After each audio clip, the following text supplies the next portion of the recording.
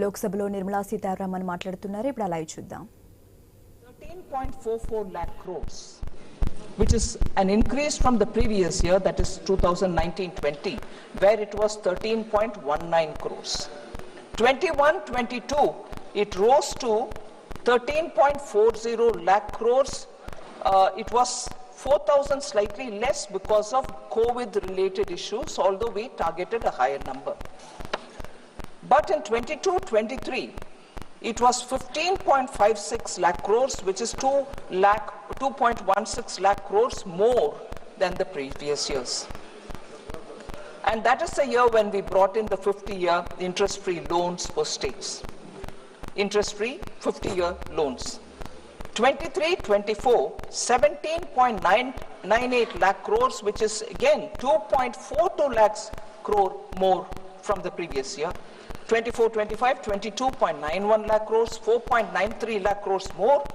And this year, the budget which is before us, 25.01 lakh crores, which is 2.1 lakh crores more than the previous year. So the amounts going to the states have not come down at all. Sir, I will seek your indulgence, sir. I want to highlight the thought and the philosophy behind our government's budget-making processes, and also how in the last 5-6 years we have set clearly some practices which are, I would think, very important from the point of view of fiscal management. So allow me to just go through some of the points.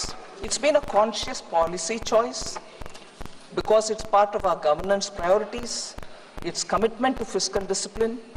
So India's development story actually presents a stark tale of two opposite approach to budget making and also for fiscal prudence.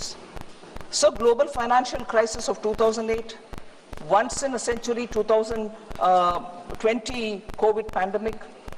But what happened after 2008 led us to become a fragile country.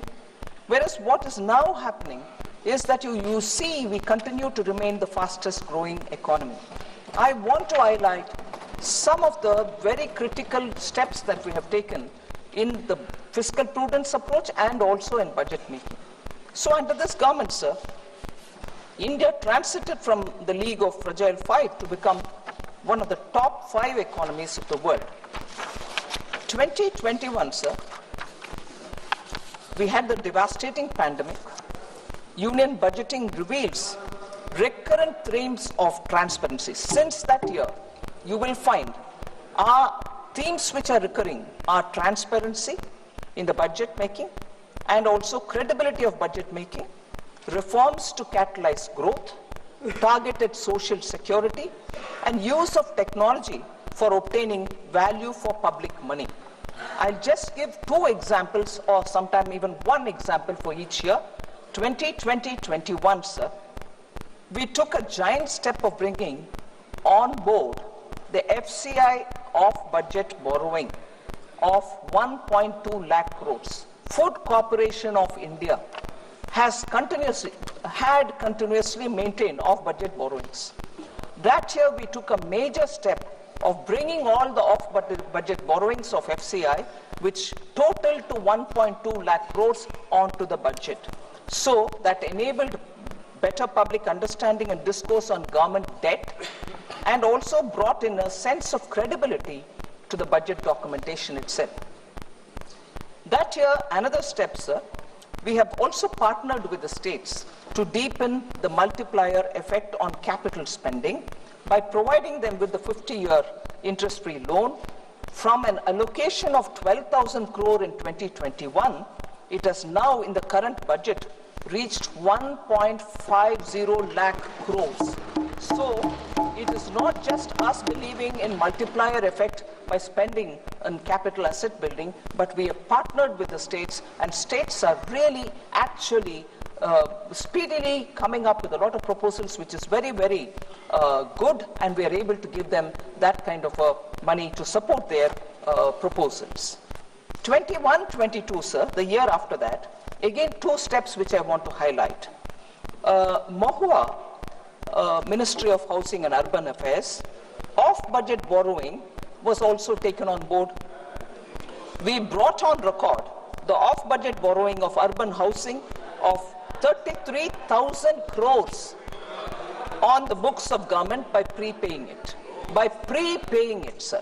So we bought it on books and we prepaid it, and that's a major initiative that we've taken to make sure the budget's transparency and nothing outside of the budget will be done.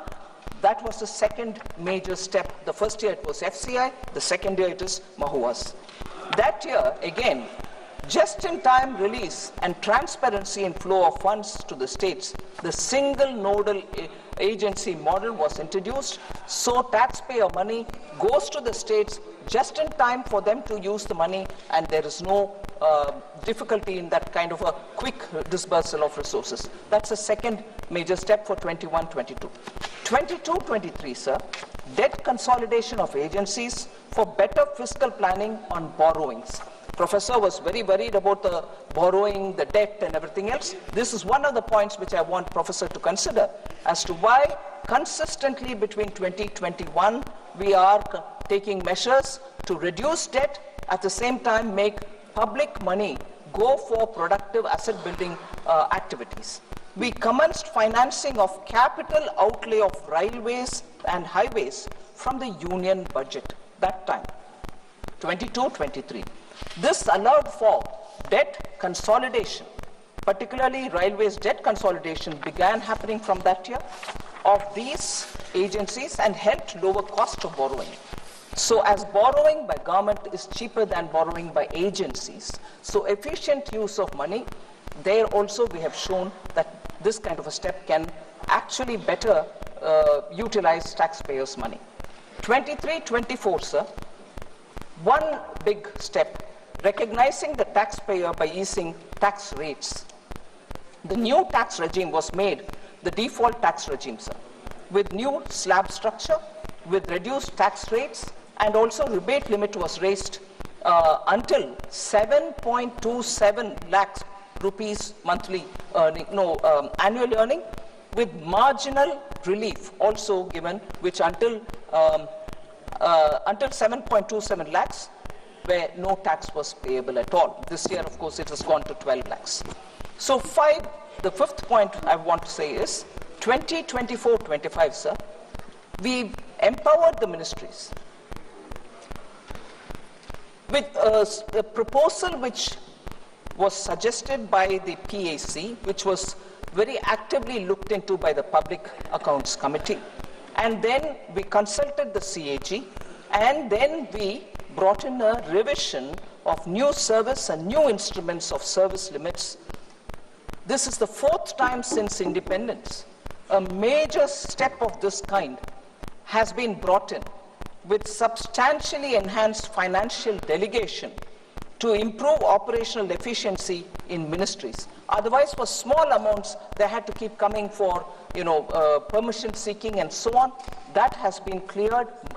Ministries are more empowered now, and therefore, decisions and dispersal of money happens quickly. This year, proactive disclosures, realistic estimation, and ensuring greater predictability are the steps that we've taken. I draw the attention of honorable members to the statement in 4AA, the expenditure profile. Many members would have seen it. I still draw their attention to this particular thing, which outlines the SNA balances with states in select schemes. It's an important thing I want to draw the attention of honorable members.